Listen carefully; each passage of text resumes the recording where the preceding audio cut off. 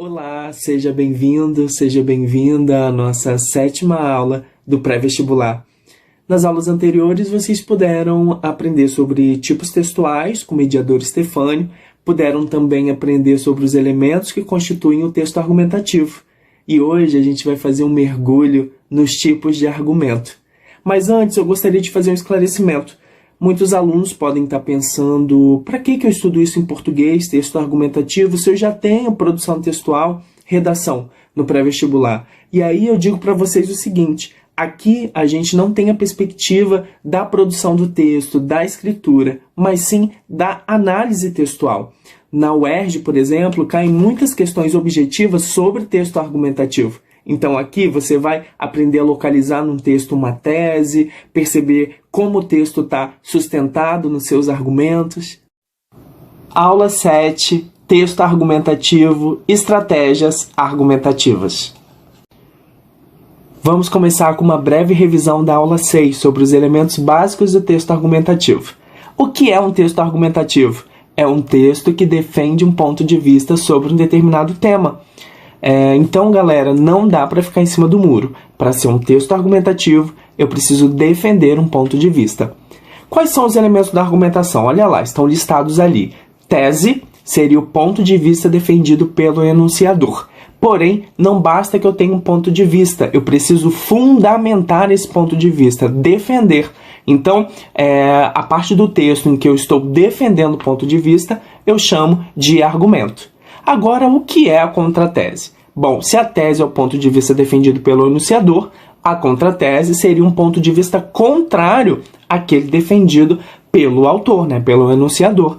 Por exemplo, se eu defendo a diminuição da maioridade penal, essa é a minha tese.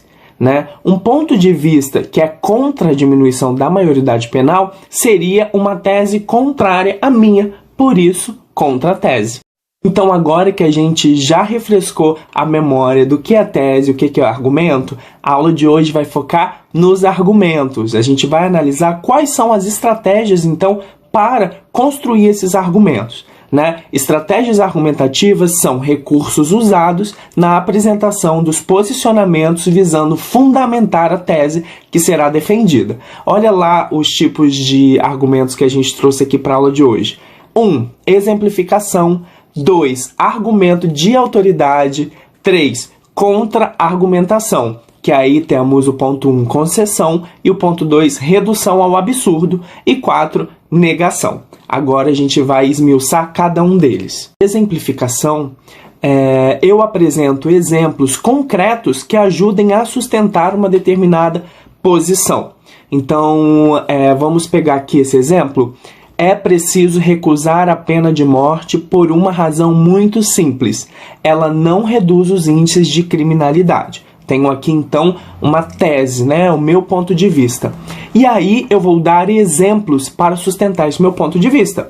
Basta observar a experiência dos países que a adotam.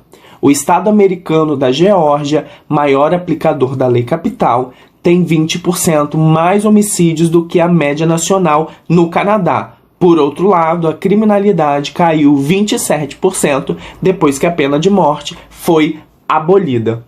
Então, no fragmento acima, há um posicionamento contra a pena de morte. É a tese, é a opinião, o ponto de vista do autor. E para sustentar essa posição, o autor ele faz o quê? Traz exemplos lá do Canadá, da Geórgia, para provar que o ponto de vista dele é verdadeiro. Já o argumento de autoridade é o argumento baseado na opinião de especialistas, de profissionais de determinada área, organismos, instituições, órgãos de imprensa ou de pesquisa, etc. A força desses argumentos se apoia na credibilidade da autoridade evocada. Digamos que você vai falar sobre cinema. Então você pode trazer, por exemplo, o depoimento de uma atriz, como a Fernanda Montenegro, ou de algum cineasta, Agora, se você vai falar de alguma questão que precisa de dados estatísticos, você vai trazer lá o IBGE e por aí vai. Então, quando você traz para o seu texto, ou quando você localiza no texto, uma opinião de um especialista que vai atestar, o seu ponto de vista. Por exemplo, Se é verdade que a temperatura da Terra está subindo, ninguém pode dizer com certeza que esse aumento é hoje maior do que em outras épocas. Assim, o tal aquecimento global é no máximo uma especulação baseada em evidências contestáveis, até que eu tenho o ponto de vista do autor, né, sendo expresso. E aí ele vai para o argumento, né? E não sou eu que digo isso. São dezenas de cientistas renomados que cada vez mais têm se levantado contra essa histeria inútil que se formou em torno do aquecimento global. Ou seja, ele está dizendo, né, que não é ele, são especialistas, então ele está trazendo autoridades, né? No texto acima, o enunciador evoca a autoridade de cientistas renomados para sustentar sua tese de que o aquecimento global é uma falácia, ou seja, que o aquecimento global é uma mentira. Um testemunho é um tipo de argumento de autoridade apoiado na experiência pessoal de alguém que participou diretamente de fatos ou que recebeu uma informação de outro que tenha participado. Se argumentar é defender o meu ponto de vista, contra-argumentar é rebater as opiniões contrárias à minha. Olha lá, consiste em combater e desconstruir o ponto de vista do adversário. Ou seja, em vez de argumentar diretamente a favor da sua opinião, da sua tese, argumenta-se contra o posicionamento do rival. Olha o exemplo ali. Alguns doutrinadores defendem que reduzir a maioridade penal seria inconstitucional, já que o artigo 60, parágrafo 4º da Constituição Federal, proíbe emendas que venham a abolir direitos e garantias individuais. Ora, temos dois fatores a explanar quanto a este assunto. O primeiro é: o que é inconstitucional? Hoje é implementado uma série de emendas constitucionais. Bom, o exemplo acima é um parágrafo do texto Impunidade, no qual se propõe a redução da maioridade penal no Brasil para 16 anos. Esta é, portanto, a tese defendida no texto. Note que no fragmento transcrito, o argumentador não apresenta um argumento a favor da redução da maioridade penal. Em vez disso, ele se ocupa de combater e desconstruir, por meio de um questionamento, um dos argumentos dentre aqueles que são contrários a essa redução.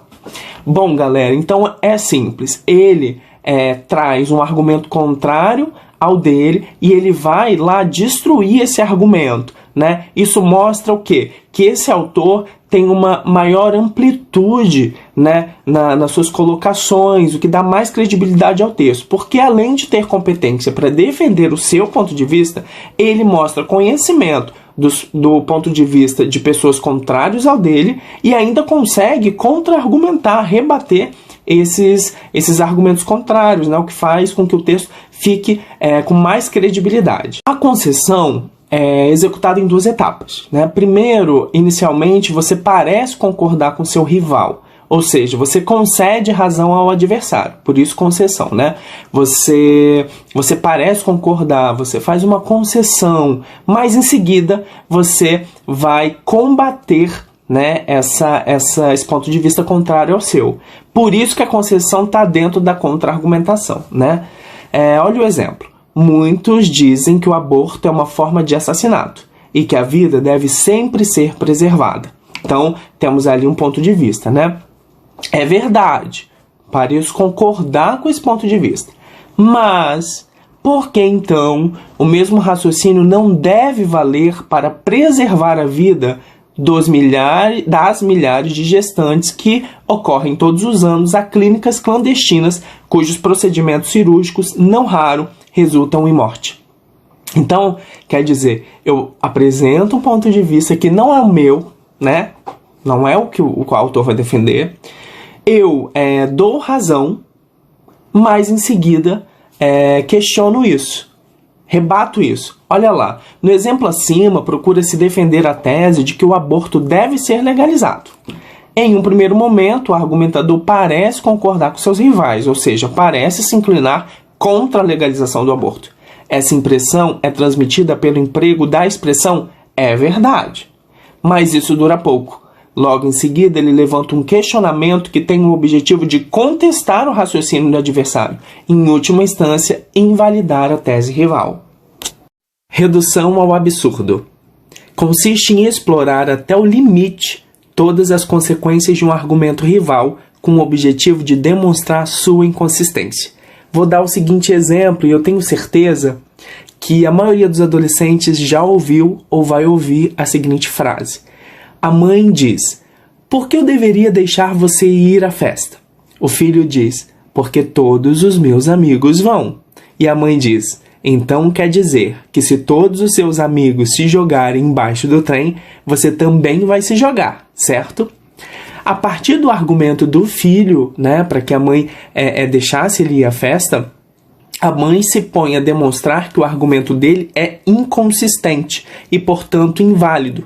Ela explora as consequências do raciocínio do filho até o limite do absurdo, do inaceitável. Então eu pego um argumento, né, contrário ao meu, e eu levo ele ao absurdo, né? O filho não estava defendendo de se jogar na linha do trem, mas ela pega um absurdo, quer dizer, se todo mundo faz uma coisa, esse que é o argumento do filho. Se todo mundo faz uma coisa, eu também posso fazer, ela leva esse argumento às últimas consequências. Então, se todo mundo fizer isso, você também vai fazer? Chegamos à última estratégia argumentativa da aula de hoje, a negação. Consiste em negar que se vá defender a posição a favor da qual, de fato, se pretende argumentar. É aquilo que acontece nas DRs, né? Você diz, hoje eu não vou discutir com você. E em seguida você fala bastante, né? Então olha lá o exemplo. Hoje eu não quero falar contra o aborto nem contra a sua legalização. Eu quero falar de algo muito mais fundamental, a vida. Tenho certeza de que todos aqui concordam comigo. Não há nada tão importante quanto a vida. Ao mesmo tempo, nada é tão frágil. Por isso mesmo, ela deve ser preservada em qualquer circunstância, o que inclui também a vida do feto. Ou seja, eu disse que não ia falar do aborto, né, contra o aborto, mas acabei falando, né? Então, olha lá a explicação. Esta poderia ser uma palestra proferida em uma igreja. Inicialmente, o anunciador nega que vai se manifestar contra a legalização do aborto. Com isso, talvez ele tenha conquistado a simpatia de alguns membros da plateia, que do contrário já ficariam predispostos contra a palestra. Diante desse início, os ouvintes baixam a guarda. Então, o enunciador começa a discursar sobre a vida, para pouco depois fazer exatamente o que ele havia negado que faria, condenar o aborto. Vamos à síntese das estratégias de argumentação tratadas na aula de hoje. 1. Exemplificação. Apresentar exemplos concretos que ajudem a sustentar uma determinada posição. Depois, tratamos do argumento de autoridade, que consiste no argumento fundamentado na opinião de um especialista, profissionais de determinada área, organismos, instituições, órgãos de imprensa e pesquisa, etc. Depois falamos da contra-argumentação, né? Qual é a definição da contra-argumentação? Combater, desconstruir o ponto de vista adversário, argumento contra o posicionamento do rival. E aí trouxemos duas subdivisões. 3.1, a concessão. Ela é apresentada em duas etapas. Na primeira, aparenta concordância com o posicionamento do seu rival, e a segunda, a tese adversária é combatida e refutada.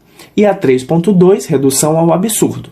Explorar até o limite todas as consequências do argumento rival com o objetivo de demonstrar sua inconsistência. Por fim, a negação. Consiste em negar que se vai defender a posição a favor da qual se pretende argumentar. Agora que você já aprendeu sobre as estratégias de argumentação, é hora de praticar. Vamos arregaçar as mangas e resolver algumas questões da apostila? Um grande abraço. Qualquer dúvida, procure o mediador do seu polo.